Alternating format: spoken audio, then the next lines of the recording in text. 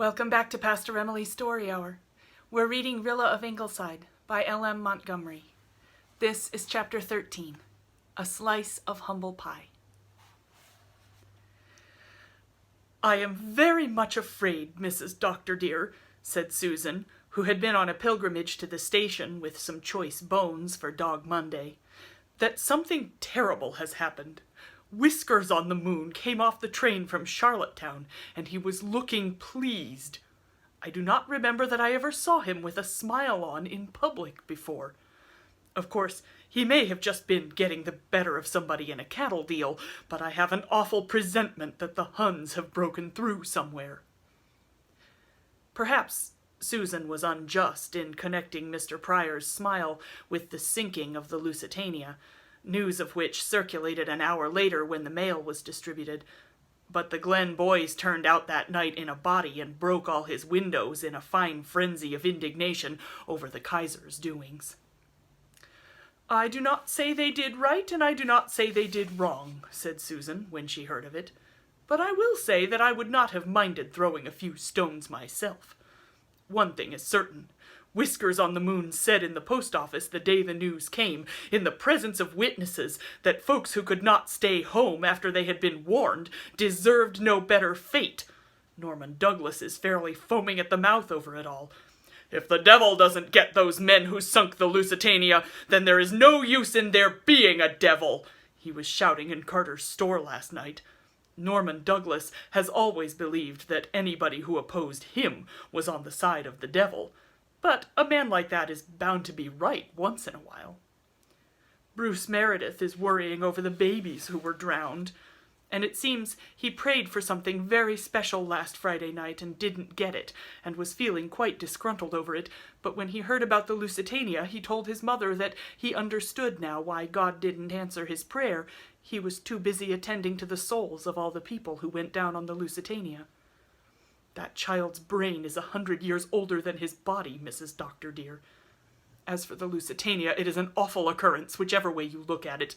But Woodrow Wilson is going to write a note about it, so why worry? A pretty president." And Susan banged her pots about wrathfully. President Wilson was rapidly becoming anathema in Susan's kitchen. Mary Vance dropped in one evening to tell the Ingleside folks that she had withdrawn all opposition to Miller Douglas's enlisting. "This Lusitania business was too much for me," said Mary brusquely. "When the Kaiser takes to drowning innocent babies, it's high time somebody told him where he gets off at. This thing must be fought to the finish. It's been soaking into my mind slow, but I'm on now, so I up and told Miller he could go as far as I was concerned. Old Kitty Alec won't be converted, though. If every ship in the world was submarined and every baby drowned, Kitty wouldn't turn a hair.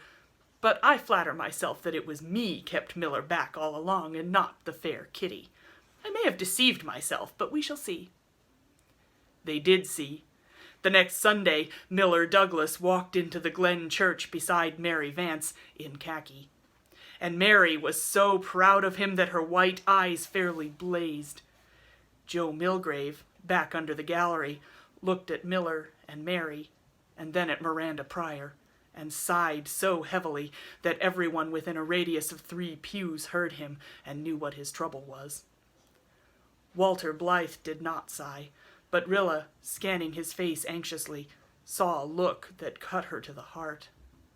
It daunted her for the next week and made an undercurrent of soreness in her soul, which was externally being harrowed up by the near approach of the Red Cross concert and the worries connected therewith. The Reese cold had not developed into whooping cough, so that tangle was straightened out, but other things were hanging in the balance. And on the very day before the concert came a regretful letter from Mrs. Channing, saying that she could not come to sing. Her son, who was in Kingsport with his regiment, was seriously ill with pneumonia, and she must go to him at once. The members of the concert committee looked at each other in blank dismay. What was to be done? "Well, this comes of depending on outside help," said Olive Kirk disagreeably. "We must do something," said Rilla, too desperate to care for Olive's manner. "We've advertised the concert everywhere, and crowds are coming. There's even a big party coming out from town. And we were short enough of music as it was. We must get someone to sing in Mrs. Channing's place." "I don't know who you can get at this late date," said Olive. "Irene Howard could do it, but it is not likely she will after the way she was insulted by our society." "How did our society insult her?" asked Rilla, in what she called her cold, pale tone. Its coldness and pallor did not daunt Olive. "You insulted her," she answered sharply. "Irene told me all about it. She was literally heartbroken. You told her never to speak to you again, and Irene told me she simply could not imagine what she had said or done to deserve such treatment. That was why she never came to our meetings again, but joined in with the Lowbridge Red Cross. I do not blame her in the least, and I, for one, will not ask her to lower herself by helping us out of this scrape." "You don't expect me to ask her," giggled Amy McAllister, the other member of the committee. "Irene and I haven't spoken for 100 years. Irene is always getting insulted by somebody. But she is a lovely singer, I'll admit that, and people would just as soon hear her as Mrs. Channing." "It wouldn't do any good if you did ask her," said Olive significantly. "Soon after we began planning this concert back in April, I met Irene in town one day and asked her if she wouldn't help us out. She said she'd love to, but she really didn't see how she could when Rilla Blythe was running the program after the strange way Rilla had behaved to her. So there it is, and here we are, and a nice failure our concert will be." Rilla went home and shut herself up in her room, her soul in a turmoil. She would not humiliate herself by apologizing to Irene Howard. Irene had been as much in the wrong as she had been, and she had told such mean, distorted versions of their quarrel everywhere, posing as a puzzled, injured martyr. Rilla could never bring herself to tell her side of it. The fact that a slur at Walter was mixed up in it tied her tongue. So most people believed that Irene had been badly used, except a few girls who had never liked her and sided with Rilla. And yet the concert over which she had worked so hard was going to be a failure. Mrs. Channing's 4 solos were the feature of the whole program. "Miss Oliver, what do you think about it?" she asked in desperation. "I think Irene is the one who should apologize," said Miss Oliver. "But, unfortunately, my opinion will not fill the blanks in your program." "If I went and apologized meekly to Irene, she would sing, I am sure," sighed Rilla. "She really loves to sing in public. But I know she'll be nasty about it. I feel I'd rather do anything than go. I suppose I should go. If Jem and Jerry can face the Huns, surely I can face Irene Howard and swallow my pride to ask a favor of her for the good of the Belgians. Just at present I feel that I cannot do it. But for all that I have a presentiment that after supper you'll see me meekly trotting through Rainbow Valley on my way to the Upper Glen Road." Rilla's presentiment proved correct. After supper she dressed herself carefully in her blue beaded crepe, for vanity is harder to quell than pride, and Irene always saw any flaw or shortcoming in another girl's appearance. Besides, as Rilla had told her mother one day when she was 9 years old, it is easier to behave nicely when you have your good clothes on. Rilla did her hair very becomingly and donned a long raincoat for fear of a shower, but all the while her thoughts were concerned with the coming distasteful interview, and she kept mentally rehearsing her part in it. She wished it were over. She wished she had never tried to get up a Belgian relief concert. She wished she had not quarreled with Irene. After all, disdainful silence would have been much more effective in meeting the slur upon Walter. It was foolish and childish to fly out as she had done. Well, she would be wiser in the future, but meanwhile a large and very unpalatable slice of humble pie had to be eaten, and Rilla Blythe was no fonder of that wholesome article of diet than the rest of us. By sunset she was at the door of the Howard house, a pretentious abode with a white scrollwork around the eaves and an eruption of bay windows on all its sides. Mrs. Howard, a plump, voluble dame, met Rilla gushingly and left her in the parlor while she went to call Irene. Rilla threw off her raincoat and looked at herself critically in the mirror over the mantel.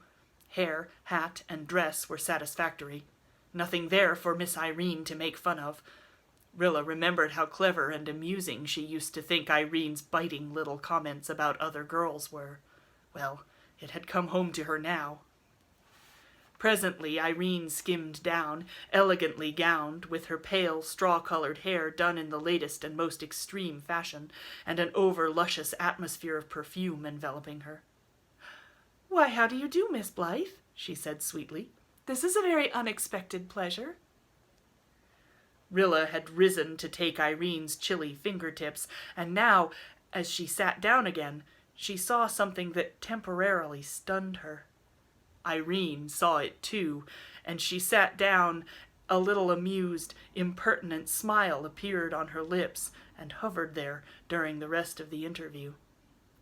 On one of Rilla's feet was a smart little steel-buckled shoe and filmy blue silk stocking. The other was clad in a stout and rather shabby boot and black lisle. Poor Rilla! She had changed, or begun to change, her boots and stockings after she had put on her dress. This was the result of doing one thing with your hands and another with your brain. Oh, what a ridiculous position to be in, and before Irene Howard of all people. Irene, who was staring at Rilla's feet as if she had never seen feet before. And once she had thought Irene's manner perfection. Everything that Rilla had prepared to say vanished from her memory. Vainly trying to tuck her unlucky foot under her chair, she blurted out a blunt statement. "I've come to ask a favor of you, Irene." There, lisping. Oh, she had been prepared for humiliation, but not to this extent. Really, there were limits. "Yes?" said Irene, in a cool, questioning tone, lifting her shallowly set, insolent eyes to Rilla's crimson face for a moment, and then dropping them again as if she could not tear them from their fascinated gaze at the shabby boot and the gallant shoe. Rilla gathered herself together. She would not lisp. She would be calm and composed. "Mrs. Channing cannot come because her son is ill in Kingsport, and I have come on behalf of the committee to ask you if you will be so kind as to sing for us in her place." Rilla enunciated every word so precisely and carefully that she seemed to be reciting a lesson. "It's something of a fiddler's invitation, isn't it?" said Irene, with one of her disagreeable smiles. "Olive Kirk asked you to help when we first thought of the concert, and you refused," said Rilla. "Why, I could hardly help then, could I?" asked Irene plaintively. "After you had ordered me never to speak to you again? It would have been very awkward for us both, don't you think?" Now for the humble pie. "I want to apologize to you for saying that, Irene," said Rilla steadily.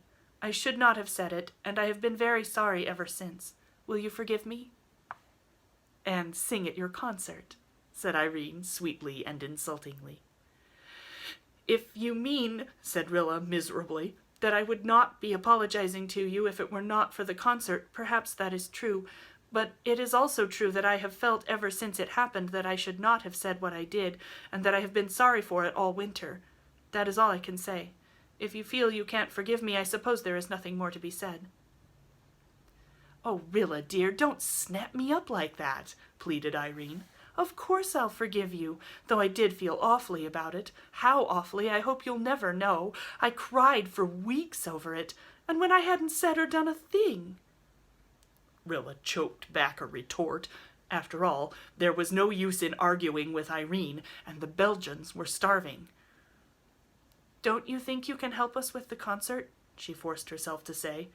Oh, if only Irene would stop looking at that boot! Rilla could just hear her giving Olive Kirk an account of it.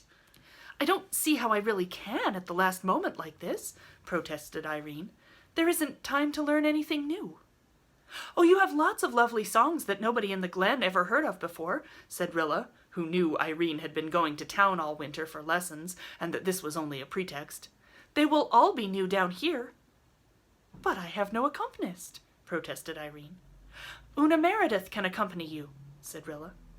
"Oh, I couldn't ask her," sighed Irene. "We haven't spoken since last fall. She was so hateful to me the time of our Sunday school concert that I simply had to give her up." Dear, dear, was Irene at feud with everybody? As for Una Meredith being hateful to anybody, the idea was so farcical that Rilla had much ado to keep from laughing in Irene's very face. Miss Oliver is a beautiful pianist and can play any accompaniment at sight, said Rilla desperately. She could play for you, and you could run over your songs easily tomorrow evening at Ingleside before the concert. But I haven't anything to wear. My new evening dress isn't home from Charlottetown yet, and I simply cannot wear my old one at such a big affair. It is too shabby and old-fashioned. Our concert, said Rilla slowly, is in aid of Belgian children who are starving to death. Don't you think you could wear a shabby dress once for their sake, Irene? Oh, don't you think those accounts we get of the conditions of the Belgians are very much exaggerated, said Irene. I'm sure they can't be actually starving, you know. In the 20th century, the newspapers always color things so highly. Rilla concluded that she had humiliated herself enough. There was such a thing as self-respect. No more coaxing, concert or no concert. She got up, boot and all. I am sorry you can't help us, Irene, but since you cannot, we must do the best we can. Now this did not suit Irene at all. She desired exceedingly to sing at that concert, and all her hesitations were merely by way of enhancing the boon of her final consent. Besides, she really wanted to be friends with Rilla again. Rilla's whole-hearted, ungrudging adoration had been very sweet incense to her. And Ingleside was a very charming house to visit, especially when a handsome college student like Walter was home. She stopped looking at Rilla's feet. Rilla, darling, don't be so abrupt. I really want to help you if I can manage it. Just sit down and let's talk it over. I'm sorry, but I can't. I have to be home soon. Jims has to be settled for the night, you know. Oh, yes, the baby you are bringing up by book. It's so perfectly sweet of you to do it when you hate children so. How cross you were just because I kissed him. But we'll forget all that and be chums again, won't we? Now, about the concert. I dare say I can run into town on the morning train after my dress, and out again on the afternoon one in plenty of time for the concert, if you'll ask Miss Oliver to play for me. I couldn't. She's so dreadfully haughty and supercilious that she simply paralyzes poor little me. Rilla did not waste time or breath defending Miss Oliver. She coolly thanked Irene, who had suddenly become very amiable and gushing, and got away. She was very thankful the interview was over, but she knew now that she and Irene could never be the friends they had been. Friendly, yes, but friends, no. Nor did she wish it. All winter she had felt under her other and more serious worries a little feeling of regret for her lost chum. Now it was suddenly gone. Irene was not, as Mrs. Elliot would say, of the race that knew Joseph. Rilla did not say or think that she had outgrown Irene. Had the thought occurred to her, she would have considered it absurd when she was not yet 17 and Irene was 20. But it was the truth. Irene was just what she had been a year ago, just what she would always be. Rilla Blythe's nature in that year had changed and matured and deepened. She found herself seeing through Irene with a disconcerting clearness, discerning under all her superficial sweetness her pettiness, her vindictiveness, her insincerity, and her essential cheapness. Irene had lost forever her faithful worshipper. But not until Rilla had traversed the Upper Glen Road and found herself in the moon-dappled solitude of Rainbow Valley did she fully recover her composure of spirit.